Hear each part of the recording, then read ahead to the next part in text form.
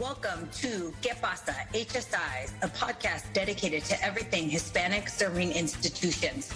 I'm your host, Dr. Gina Ann Garcia, bringing you the news on what's happening in HSIs. Join us as we explore the history and evolution of HSIs, culturally relevant and liberatory practices, current and emerging research with HSIs, and the policies that shape servingness. Saludos, HSI familia, and welcome back to ¿Qué pasa? HSIs. On today's show, we are diving back into the topic of dual and multiple designated MSIs.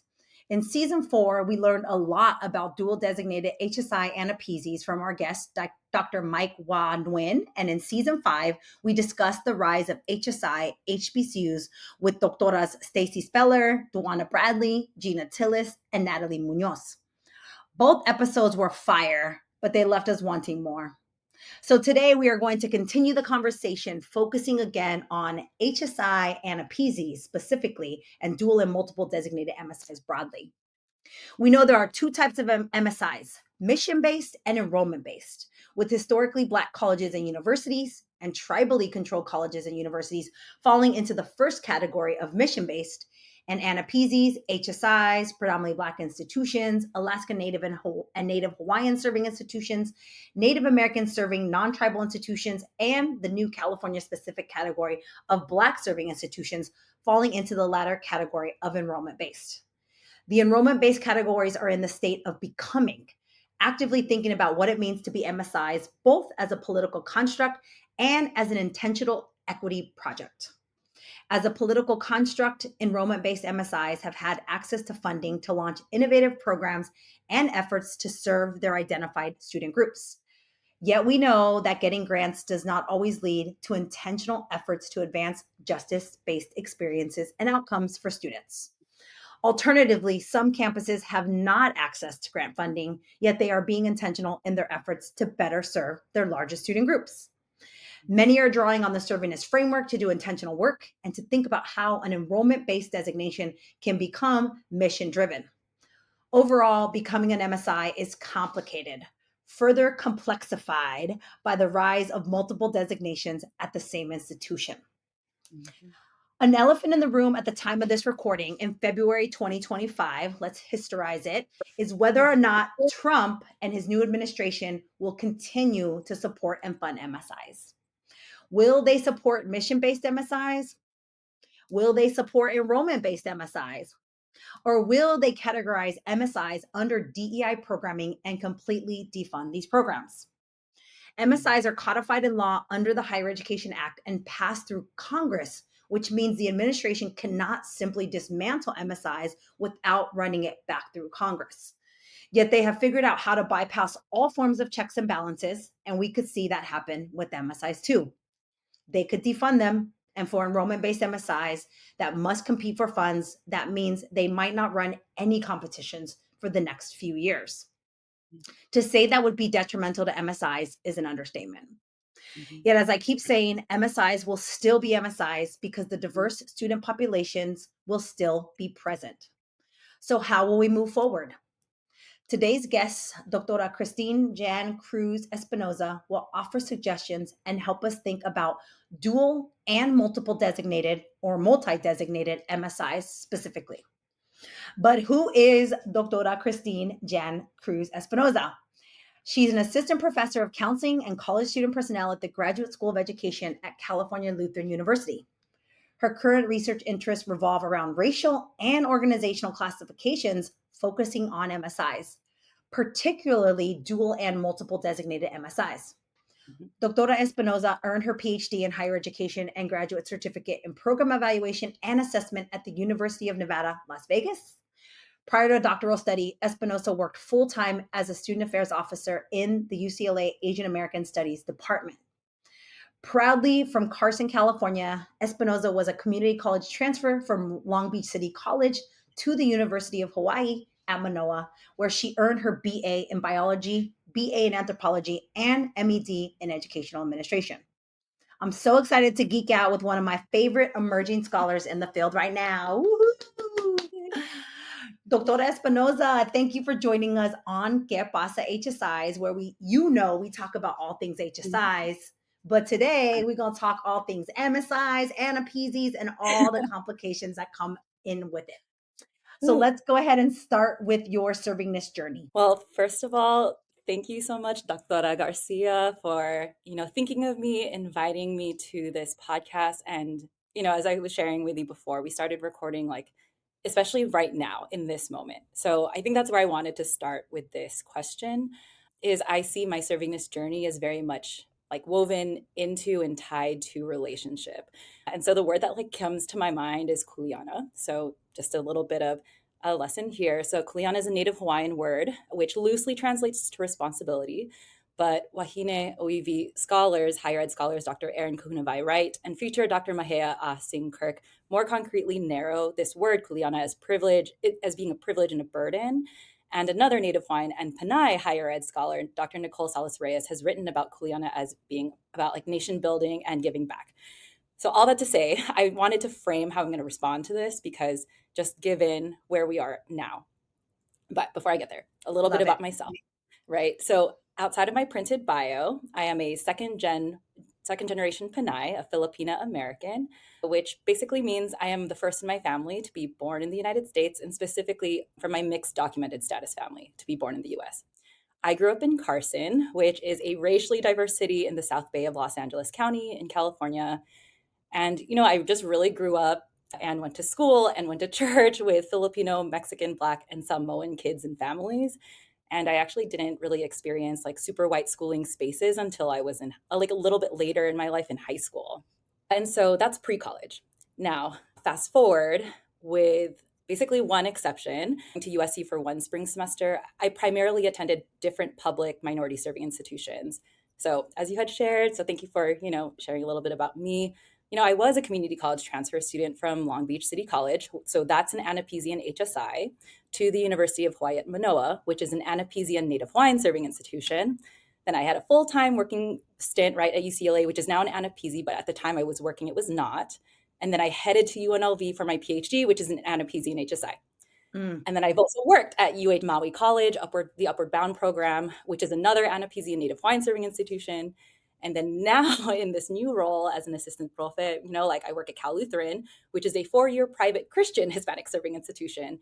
And there has been recent rumblings of them considering, what would it mean to pursue the AANAPISI status? So that's that. So that's where we are right now. So, even though I can list to you all of these different dual multiple statuses that the schools that I have been both enrolled and employed at have, I didn't have that language at the time. But I will say, my consciousness around MSIs and serving really started, I would say at UH Manoa. And as I had shared, that's both an AANAPISI and a Native Hawaiian serving institution. And there they really emphasized and repeated to us multiple times that, Manoa is a Native Hawaiian place of learning. And I am a non-Native Hawaiian. I am a non-Pacifica person. But I also was so proud to know that and to embrace that, oh, I am at a Native Hawaiian place of learning. So we didn't use the exact term of Native Hawaiian serving institution. It was this is a place, right? So it was very much tied to that. But fast forward, so when I, started my PhD program at UNLV, that's really where I kind of honed in into the minute details of these federal classifications. In my very first year of the PhD program, I had taken an Understanding Minority Serving Institution class with Dra. Blanca Rincon, my advisor and then eventual dissertation chair. And then I later co-taught that class with her 2 years later as a doctoral student. So I took that class. And then I was also very much engaged in explicit AANAPISI, HSI, and very broad MSI efforts and programs, both on campus and nationally. So on campus, as an example, I was serving on the inaugural Minority Serving Institution Student Council. I was on the Data and Assessment Subcommittee of the larger campus-wide MSI task force. Nationally, I was one of the 2 students who served on the AANAPISI steering committee and helping really just crunch numbers alongside Dr. Mike Hua Win, who was the previous guest, and the now Dr. Dimitri Gogui. And, those were cited in US Congress in support of AANAPISIs and MSIs broadly. And also that's not all. So I know I keep talking because I just really want to situate this is how I come to this. But, I want to honor much, very much of what funded my PhD program was 2 National Science Foundation Hispanic Serving Institution grants, the Improving Mm, Undergraduate STEM Education I-Use grant, and then the HSI Resource Hub grant. And interestingly enough, like that origin of which was talked about in a different Que Pasa HSI, Que Pasa HSI episode with Luis Maldonado. So thank you to the HSI Research Colectiva homework assignment that had us yes. listen to. And it blew my mind because I'm like, wow, like an idea literally directly impacted my own, opportunity to pursue and then finish this PhD program, right? And then I will kind of add in like another entry point for me for like schooling in the United States was Head Start. Like I very much Mm, I owe a lot to federally funded programs. So it's full mm, circle. And that's why I say my servingness journey, or rather my kuleana to MSIs is is because I am, and I'm borrowing this from you, is that I am a daughter of dual and multiple designated mhm, minority serving mhm, institutions. I obviously went to school at them. I have been involved. My PhD was largely funded through federal HSI grants, and now I work at one. So that's where I'm at. mhm. That's how it started. Yes. Yes. Oh, I love it. Thank you for that beautiful story to like, yes, grounding us in where you're coming from this work. And we all know that research, it's been called me search, but I think it's so much deeper than that, right? Like it's not just about us and what us studying ourselves, but that like our lived experience informs the research we do, right? Like that's the reality. So yes. So I love that you just grounded us there. So thank you Thank for you for that. letting me Yeah. share. And it also had my brain just going all kind of different ways, which the reality is of we're going to talk about dual and multiple designated institutions and it is Yeah. complex, right? Like and we need to like, like slow down and sort of like think about this because it's Mhm. becoming more and more apparent to a lot of institutions as you mentioned even your own current institution. My Yeah. institution is in the same place. UC Berkeley is an AANAPISI and we're striving Yeah. to be an HSI. Um Mhm. so it is such an important conversation and timely conversation. So let's talk about it. First, if you could just define dual and multiple designation, which was the focus of your dissertation titled Let's Get in Racial Formation, a 3-paper exploration of dual and multiple designated minority serving institutions. Yes, absolutely. So for me, I use that term dual and multiple or multi-designation as a shorthand actually to describe, colleges and universities that meet the federal eligibility criteria for either 2 or more minority serving institution classifications as defined in the Higher Education Act. So for those of you who want to like peruse through the Higher Education Act, it's under Title III Part A, Title III Part B, Title III Part F, Title V Part A, Title V Part B, and then also Title VII Part A Subpart 4, which so sometimes we don't even mention, but that's where the master's degree Mm, programs at historically Black colleges and mm, universities live. So all that to say, in other words, dual and multiple designation is really just like my shorthand for describing when US colleges and universities are, quote, designated as eligible for more than one MSI classification. So that could mean they're eligible for the developing HSI classification and the Asian American and Native American Pacific Islander Serving Institution classification. So, hmm Okay, perfect. Now we know. And thank you for giving us all the titles. Even I don't ever talk about the title, what, 7 you said, part A? Yeah, that one's that was a new one. All right, I got to do my homework. So, from the federal perspective, can an institution be both designated as an HSI and an APISI or as any 2 or 3 institutions? so good question. My short technical answer is an institution can be designated as eligible for different HSI classifications and the AANAPISI, and actually for many other classifications too, as you alluded to. So I guess the short answer is yes. And I also want to make a note here because I know we are using the term like designated as an HSI and designated as an AANAPISI. So just for clarity's sake, me using designated in dual and multiple or multi-designated is also just a shorthand because there isn't actually a list of like designated minority serving institutions. See, and you're shaking your head too, right? So they're actually Mhm. designated as eligible, aka they are simply eligible to compete or eligible for this funding. And then I even go further, and I really credit Dr. Mike Hawin because there's also another differentiation level, which I won't necessarily go into here, but that colleges and universities can either be eligible and not funded by the U.S. Department of Education or funded or current grantees of U.S. Department of Education programs. So there's that part too. Yes. Oh, I love that article. We just read that in my class this week or the last 2 weeks because it makes it very clear. Like, yes, there's no designation, everyone listening, but we do use it because it is salient to people. So it's like, Yes. okay, we continue to use it, but really you're either eligible or not. Either you're eligible to apply for funding or not, right? That's the Yeah, reality. But then, yeah, I like right. the second designation that Dr. Nguyen gives, which is you Yeah. are funded or not, right? So you can be Yeah. eligible and funded or eligible and not funded. Like, oh, Mhm. it's so complicated. This MSI world, we gotta love it. Okay, so designation or eligible, or I like as you say, designated as eligible is one thing, but then of course getting grants is another. So can Yeah. an institution have both Title V and Title III grants at the same time? Yes. So good question too. And I think I could also also get easily into the weeds on this. And I know Dr. Mike Hwawin had summarized this really well in the other Que Pasa HSI episode. But big picture is it depends, period. And it depends on which part of the title or titles in the Higher Education Act, right, we're talking about, like which programs it is. So I guess if we think of it umbrella terms, so like the Higher Education Act, that's like the big authorizing legislation, right? And then it's divided into different titles, and under those titles are different parts, right? So I had already said like there's a part A, there's a part B, a part F, letters of the alphabet, right? But really, when I think we have been thinking about this, or like for at least folks that I've spoken with, the biggest concern has really been around Title V Part A, the developing HSI classification, and then others under Title III Part A. And there's several classifications that fall under there, including, AANAPISIs, predominantly Black institutions, so on and so forth, actually. So to the original question, can an institution have both Title V and Title III grants at the same time?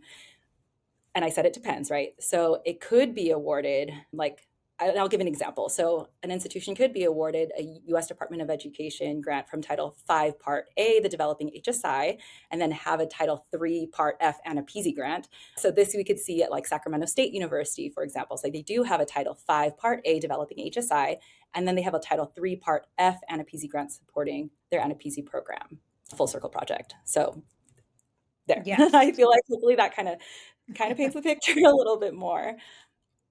Yes, and we did talk about it in our previous episode about the dual Yeah. designation, but I think it's such a complex answer that I was like, "Oh no, we're Yeah. returning to it." Because the whole thing Yeah. about really my question should be about the parts. The Apparently, part parts, A's you can't have. You can't have multiple part A's. So, but you can have a right. 3 and a And then you 5 have multiple depending on part the part. Fs. Yes. Yeah. Oh wow. Okay. Yes. Mhm. And Okay. I Yeah. think what I didn't even mention too is like, I know in that other episode was just thinking about like how much funding is in these parts. And I know this conversation is not necessarily about that, but yeah, like, and I think that's kind of, where a lot of the sticking points are too. Yeah. Well, and then also then you mentioned like NSF, you talked about being funded right through NSF, and Yes. NSF's a whole nother like a whole nother Federal agency. agency, right? It is. Yeah, Department of Absolutely. Ed is offering Title Fives and Part A's, and NSF is offering their own program, which Are. then you could have Yes. while still having those other Title Threes and Fives, Part A's and Part F. So I much. know. Um, Exactly. So, I mean, I didn't even mention like UNLV, where I had graduated from, right? Like they do have a Title III Part A. Actually, they got both Title III Part A and Part F AANAPISI grants. And right, I was funded through the NSF HSI grants at the same time. So even just the definition that I offered earlier, right? Like it's eligible, not funded through like it doesn't have the Title V Part A or Title III Part F HSI grants, but it has an HSI grant through a different federal agency. So, right, like my definition, I definitely have shared one that was specific to the US Department of Education. So, just to be clear about that too. Yeah. yeah, yeah. And again, Yeah. reminding our listeners, we are in February 2025. This could be Right. totally irrelevant in another universe because we don't know Tomorrow. where we're going. Yes, tomorrow. But for now, we are relying on this. And I love that you started by saying, I have like benefited so much from federal programs. Like Yeah. if we can't stress that enough that like so many of us, right? Minoritized students in particular have benefited from federal programs and federal funding. So we're going to keep pushing and we're going to and assume that this is going to go forward because it's important. So let's talk about your dissertation. I know I gave the really cool title, Getting Racial Formation, but tell us a little bit about it. Yeah. So thank you for the nice note about my title. It is an ode to the queen bee. But so I did a 3-paper Of course. dissertation to study dual and multi-designated minority serving institutions because, you know, it for me as I was like reading the literature, taking it in, MSIs were either being lumped together, like, okay, MSIs in general, or being reported as each specific type, which makes sense, right? Given their different unique histories or that of how they all emerge and have and continue to evolve. But for me, as someone who, as I shared my very extensive bio, as someone who attended and then works at ones that are now wrestling, right? I was acutely aware that like it just there's something kind of like there needs to be something added to the existing body of literature here. And I have been in rooms where folks are wrestling already with these different classifications on the ground, but I just wasn't seeing it reflected. And so that's basically the impetus. And in fact, like someone had asked me like why does dual and multiple designations even matter? And I didn't even know how to answer. I didn't know the number. And so I had so many questions that it pushed me then to like pursue a 3-paper dissertation actually. So so there's that. And then also the way that people were talking about the classifications also mattered. So for me, like how I saw this 3-paper dissertation was in a way like, okay, what is the landscape? And then also I'm looking at it through like a racial formation lens. Like how are institutions now negotiating in a like racially negotiating these racialized classifications already in like acknowledging we are part of a stratified racialized structure, racist structure. And I also wanted to directly connect to other scholars who were talking actually about multiraciality in other ways, right? So I'm thinking about like Dr. Mark Johnson Guerrero, Dr. Carly Mhm. Ford. And, as I had started I talked about relationship, right? So for me, and also being in these spaces, I've also seen relationship building across those who are advocating for HSIs and AANAPISIs. And so it has to be also have a relational bent. So I used relational race formation as that comes out of like critical ethnic studies. So I'm crediting Dr. Natalia Molina from American Studies at USC, who I very much pulled from. And in fact, like I was introduced to her work as a first year student, like as my first year as an undergrad. So all that to say. So what are my 3 studies? So my 3, one, just to answer the question of like, well, where are they? Why does it matter? Like I have to figure out like, well, are they growing? Where are they? How many? Right. So my first study was as a descriptive quantitative study where I charted the landscape of dual and multiple designated minority serving institutions. I pulled from the MSI data project and also the eligibility matrices from 2017 to 2023. So what types are like how many, what types are they, where are they, and have there been any changes over time? My second study was around, how are like MSIs even talked about in federal statutes in the Higher Education Act? Like to what degree is like this dual and multiple designation even wrestled if at all? And then finally, my third study was an exploratory multiple case study around how institutions now negotiate these dual and multiple designations. And I do focus on dual designated AANAPISI and HSIs, primarily because I had calculated in my study one that, okay, well, numerically AANAPISI HSIs represent the most of dual and multiple designated minority serving institutions. So as just a starting point. So I will leave it at that because I know I am prepping my 3 studies as separate articles and other accessible formats, but I'm crossing my fingers they will be, out in public in due time. Yes. Oh, they will. Absolutely. The universe is listening. They're going to be out there. But thanks for giving us at least the background and the theoretical background. Like, I love it. I love this idea of racialized categories. I mean, as you know, I've written about that too with Yes, HSIs and like becoming exactly. HSIs, right? Like, I grappled with Mhm. that. And actually, you named my scholar bestie, right? Dr. Mark Guerrero, who like Yeah. read that chapter and helped me think through it because I was like, if anybody could help me, it's someone who's thinking about this, right? In categories, not at the institutional level, but at individual levels. But it's the same sort of process, right? In many ways. So Yeah. yeah, I love that. I love that. I look forward to reading it and all the studies, of course, once they come out. Based on the findings from your dissertation, what suggestions and recommendations do you have for educators and leaders at dual and multiple designated MSIs? Yeah, this is a great question. And I know I don't go into the details of my findings, but at least for these suggestions and recommendations, I'll offer 3 for a starting point because I can easily go off tangents.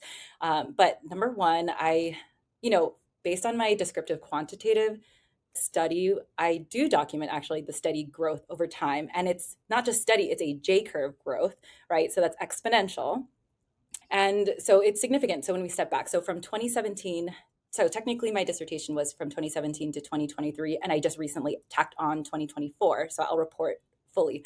So from 2017 to 2024, there was nearly an 18% increase of colleges and universities eligible for one MSI classification, right? So my estimate that I counted was 624 to 736 unduplicated institutions.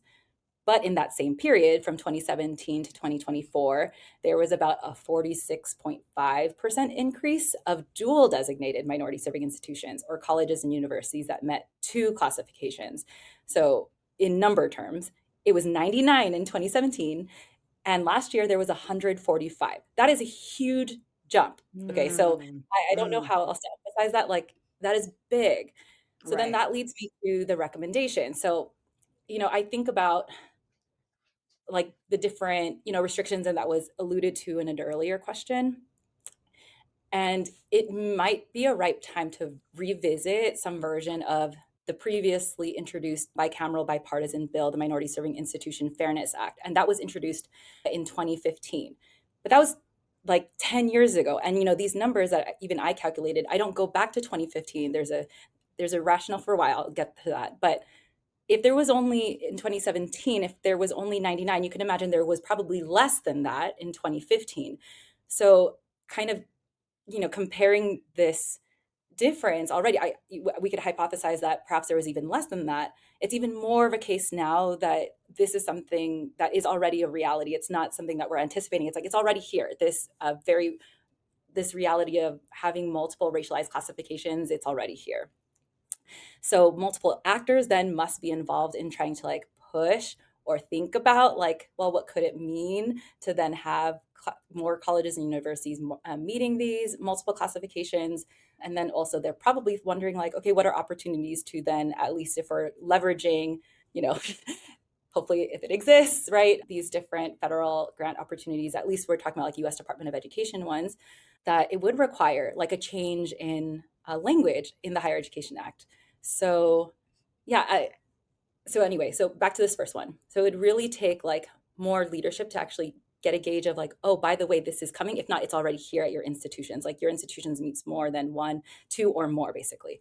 And, I talk about in my dissertation findings and my recommendations that this could be a time to reactivate alliances across different minority serving institution classifications. So those existed actually during this time. And I am not sure like to what degree they, are active or exist. So that's one possibility, right? So activating these alliances that had existed before, or even reconceptualizing them or even just creating new ones, because at the time it really was only like HBCUs, tribally controlled colleges and universities, HSIs, and then there were a group of AANAPISIs at the time, but then that organization became defunct, so they don't even exist. And that was not including, Alaska Native Hawaiian serving institutions. It was not including like predominantly Black institutions at the time or Native American serving non-tribal institutions, right? So like there are even more classifications that have come to exist or are growing that did not exist back then. So again, I think this is a ripe time, one, based on like the numbers, and then number two, just kind of, of course, paying attention to like, there are actually other classifications that might not have been involved before. So that's one. My second, campus level, is we need to think more deeply to engage relationally to one another.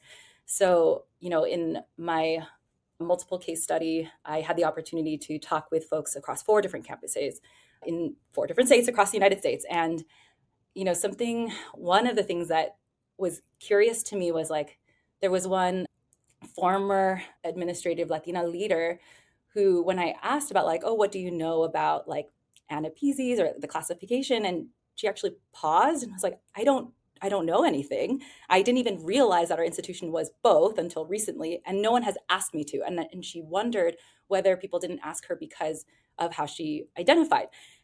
And I kind of paused at that. And I'm like, huh. And then at another institution, when I asked someone who was involved in AANAPISI explicit efforts, and I asked, an an alternate question of like, yeah, what do you know? What could you tell me about like HSI classification or efforts on campus? And similarly, she also didn't know.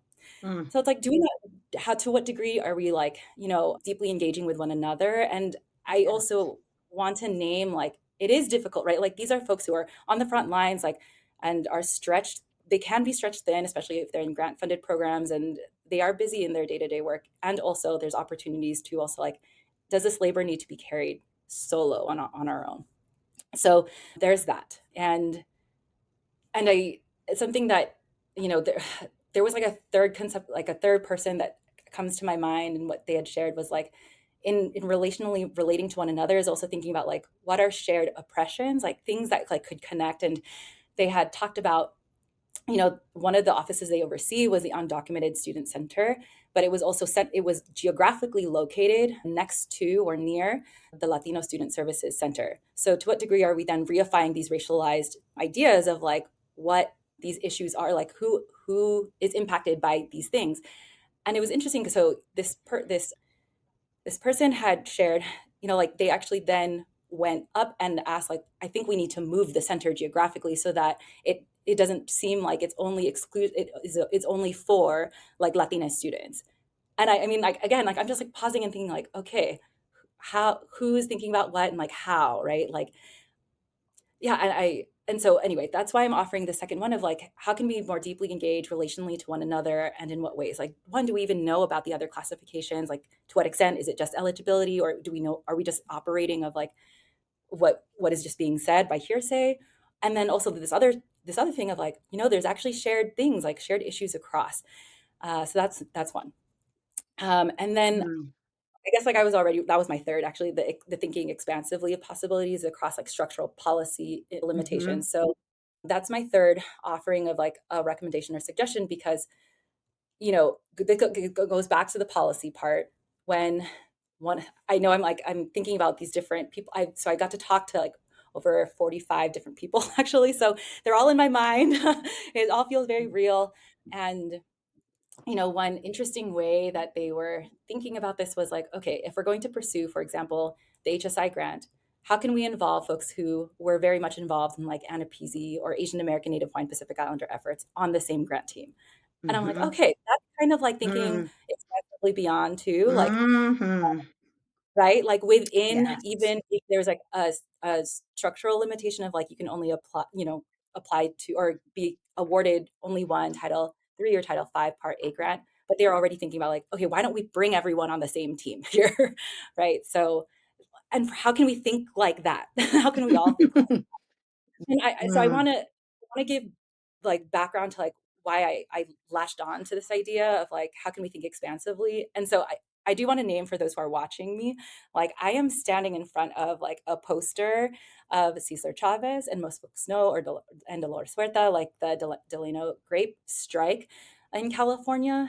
And something that is not like lifted up all the time is like, the efforts and labor of like the Filipino American labor leaders who worked alongside like the Mexican American labor leaders. So Larry Itliong, Vera Cruz. So Larry Itliong, like if he's actually like right behind me with his hands on or near Cesar Chavez, like in this photo. And I'm even wearing like a sweatshirt of Yuri Kochiyama and Malcolm X. Like there is examples of like mm-hmm. cross-racial relating to one another and like just being with each other. So I think these are like the three salient things that are coming to me and like that I wanted to share. Oh, I love it. It's threaded all from your first statement, right? Now it all makes sense why you started the way you did, right? This idea of relational sort of Yeah. work. I mean, I guess the way I would sum it up is like you're saying this is messy, but we should Yes, do it in exactly. solidarity. Yes. Yeah, like it's messy, but let's do it. But let's do it together, right? Let's Like do it together. let's do it together. Let's be in the mess together because it's super messy, and we have. I mean, what you said too is like we have more things in common than not, right? We have Yeah. shared oppressions that we could be working towards making better institutions. The reality is all these designations are allowing you to make better designation or better institutions, right? That's what it's Mhm. about, is like using the funding to their capacity building grants, build your capacity to serve students. Yeah. But what if it was build capacity to be in community, right? Shared Yeah. oppressions, shared liberation, right? Shared Like liberation. shared liberation. So that's what I'm getting, and it's so on brand with Yeah. you. So it makes all the sense in the world that you would push it, and I love it because I always say this. I'm like, listen, stop putting together HSI committees that have every single Latina person on your campus on the Yes. committees, because there's only like Right. 15 on every campus, and Oh, so yeah. you Let's put talk all about of them that too. there. Yeah, there's that, and then Okay. and people usually giggle, but I'm like, it's kind of true. And then like you're creating the site, and then your AANAPISI is over here, and it's all the 15 very well known AAPI people, and they Yeah. never talk. And you Mm. did that. You did that on purpose. You didn't put Yeah. anybody outside of those categories, and so of course we're not going to do shared work. Not going to do collective work when we're put on committees that are completely siloed. So No, and like exactly. And I think about like shared, what do you call it? Shared membership on these committees. So I will say one of my criteria for my study 3 was that I selected institutions that actually had either currently or formerly like an explicit ANAPISI HSI and or general MSI, like task force committee, what have you. So these were folks who like hypothetically would have already been thinking about it. So yeah, and I did pay attention to like, okay, who are serving and asked to serve or told or volunteered to serve on these things. Yeah, I don't know like yeah, if that makes sense, but yeah. yeah, there's a lot there. There's a There's a lot lot. there. There's so There's a much, so lot much to there. unpack. So much to unpack. It's messy, y'all. It's messy. Get into it with us, like dig in. Let's get in the sandbox and make new things. So Make new things. make new things. So we do know demographically that two groups that are continuing to grow birth rates and also college going rates are the groups that primarily fall into the HSI and the ANAPISI categories, right? Which is Latina students and our Mhm, AAPI students. So we mhm. know we're going to continue to see more HSIs, more Yeah, ANAPISIs, and now yeah, both, right? Like the dual designation. So where are we at right exactly. now with how many are there? HSI slash Yeah. ANAPISI. So 113 of the 207, according to the eligibility matrix. And then said differently, this means it's 1 in 5 of all HSIs are ANAPISI HSIs. That's Mm, 15 of 569, according to the mhm, eligibility matrix.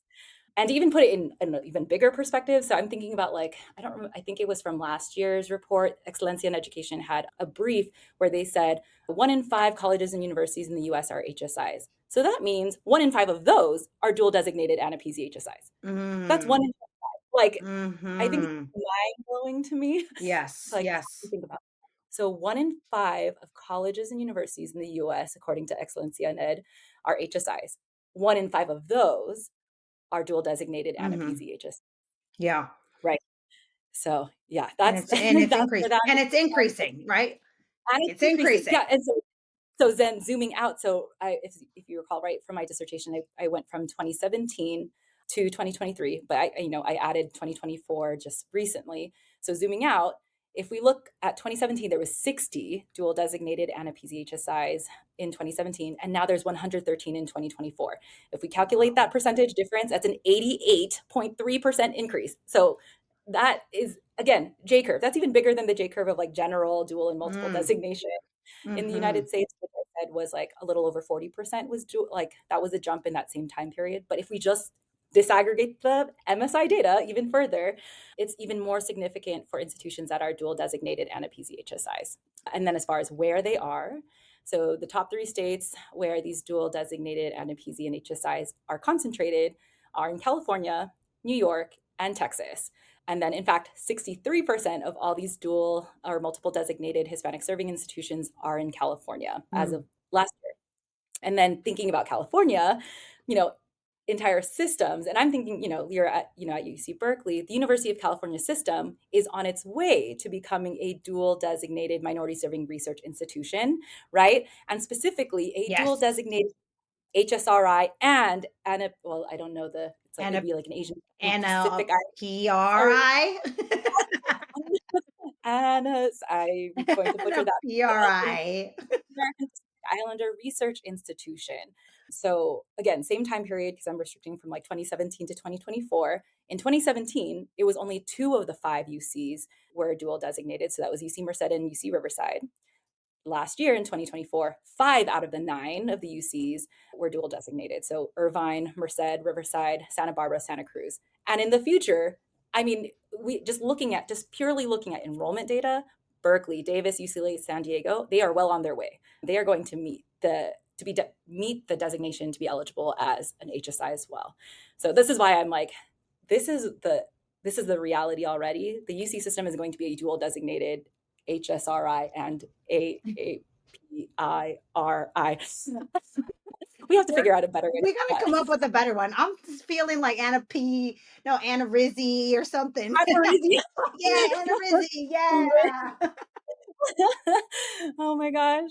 So yes, and I do want to make a caveat here for folks who want to like recalculate my data. The numbers that I am calculating, it does represent an unduplicated count of U.S. colleges and universities that are meeting the designation of eligibility and current grantees of the AANAPISI, and the aggregate of colleges and universities that are designated as eligible and current grantees of any HSI classification.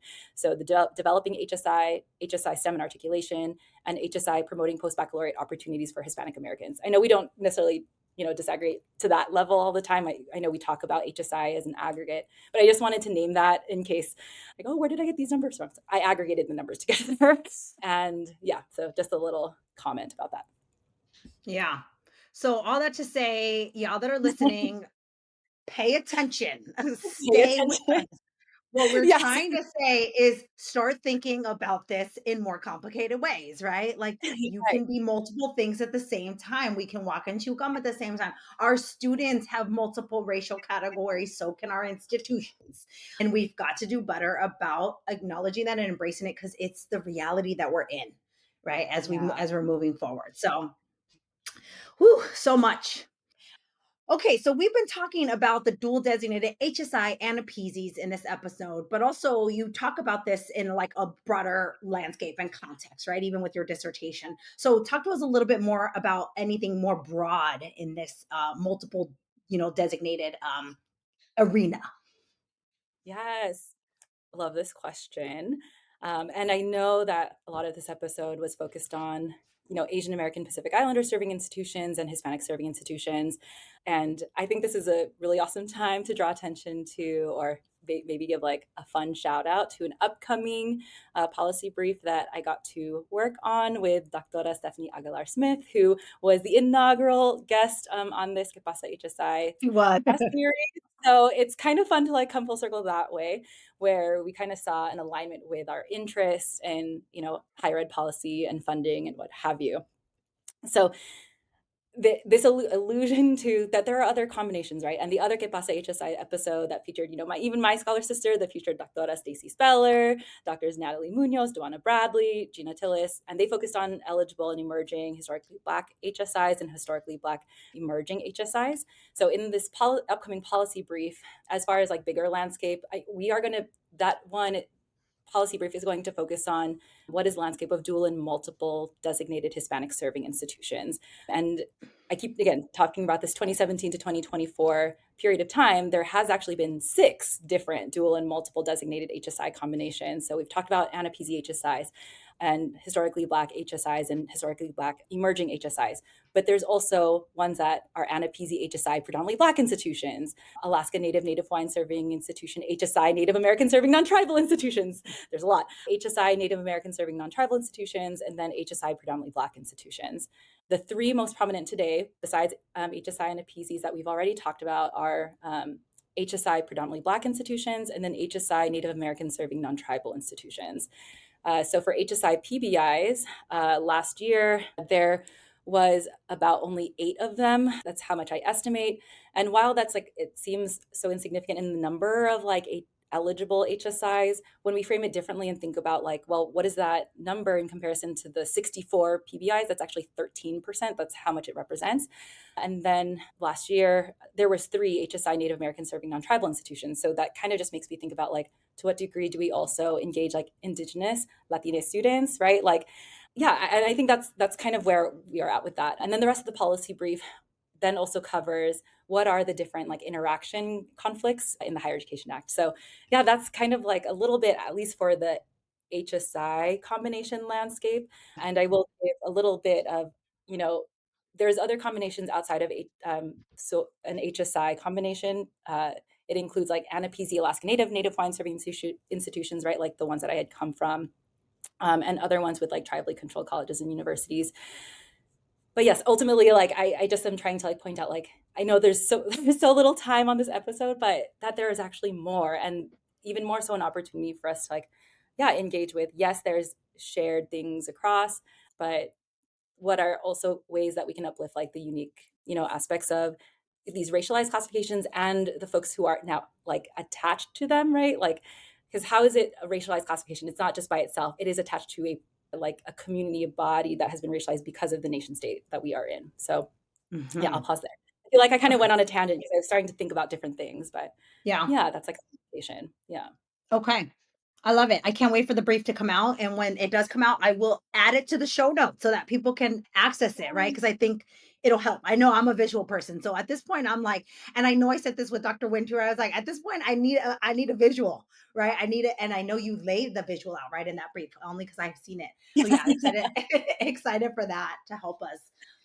So one more question I wanted to ask you was, despite the fact that we're talking about all these different categories and think about this and let's be in solidarity, one thing I think about a lot is like whether or not the servingness framework applies to other MSIs and particularly the enrollment-based MSIs, right? Because the servingness framework really is framed for enrollment-based institutions. I don't know that it applies as much to the mission-based, although I have heard HBCU scholars say we're using it too, Gina. But what are your thoughts on like the servingness framework really, applying and or diverging, right, for some of these different types?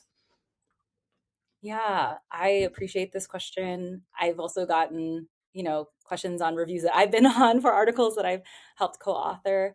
But first, like, I want to give credit to y'all for like doing the labor and doing that systematic literature review of what has been written about Hispanic serving institutions and especially centering Latine students and communities broadly, right? Like, because I think about like, it's not just the students we enroll, but also the people that it employs, right? Like the Yes. faculty, the staff, the administrators. So I think about it both ways, about how servingness, then like how you all propose in that multidimensional servingness framework. So yes, to give credit to that. And I know this question was asked in the previous episodes too, and I will echo actually Dr. Mai-Kwa Wynn's answer in describing how, even for me and my utility of it is a useful launch point. And I think one argument for that is because, AANAPISIs are similarly situated as also like in part their eligibility criteria relies on like racial enrollment numbers, and specifically on students who are classified as Asian and Native Hawaiian Pacific Islander per IPEDS, the Integrated Post-Secondary Education Data System. But as far as, so, to engage with, this question around like, well, to what extent does it diverge then? The example I'm thinking in my mind, especially given, my own academic trajectory to an AANAPISI and Native Hawaiian serving institution, right, in the Pacific Islands, like Hawaii is the most isolated landmass in the planet. It's like 2,000 miles all the way across. And I think about like, we have to recognize that there's also different like histories and contemporary racializations and continued effects of like colonization, imperialism, even in like the Pacific, like even within this umbrella of AANAPISIs, like, yes, I think about AANAPISI HSIs, but also geographically where they located, also what types they are. And then can we just like copy and paste, right, the servingness framework, which I definitely honor the fact that it does center Latine students, Latine communities. So then, okay, where is it similar? And then also like, what could be different? So I know I had shared earlier, like something that stood out to me being at Manoa was this continued reminder that I was attending a Native Hawaiian place of learning. So to what degree is that said at like an AANAPISI HS? Probably not, right? Because like I attended a very specific dual designated institution. But then how does it show up? Like, well, like are there, so for Manoa, for example, there's like a taro field, like that students, like I myself have gone there and like gotten dirty like there. And I'm not sure whether like a place like that where we can like engage with both communities and students is it in like the original servingness framework? Maybe not, like a taro field might not have It's like a structural support system. So there's that Mm. is like one example in my mind, just thinking about like my own experience, like being at a differently situated, dual designated institution. And I think about like, my diploma is printed both in English and Native Hawaiian. Like, do we even print Yes. these Yes.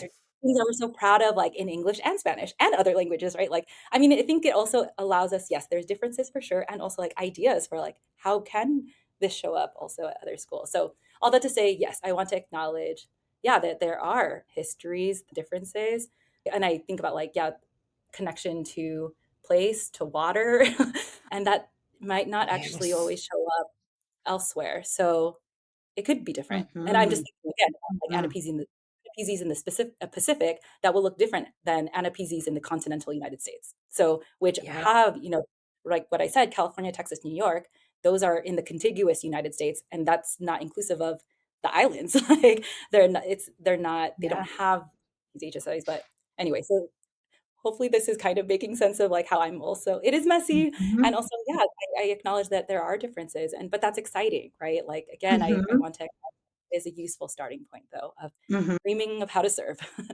I love it. Yeah, no, I love it. I asked our scholar guests that because I think we're the ones that start digging deep into frameworks, right? And I'm all for like dismantling frameworks, right? Especially if like we want to think how they can be better, right? And advancing them, particularly like a servingness framework, right? So, Well, um, yeah, and actually, mhm. I forgot to say too, like, something that in like another research team that I'm on now, like we're thinking about, well, yes, forwarding this idea of like, okay, I know that there have been some exceptions to like not all HSIs were like historically or predominantly white institutions, right? Like I'm honoring, for example, like the historically Black HSIs or EHSIs, as well as like HSIs in Puerto Rico, right? They like just in general, it was just who is around. Like that is the community that they are serving. Ergo, it was not necessarily predominantly or historically white.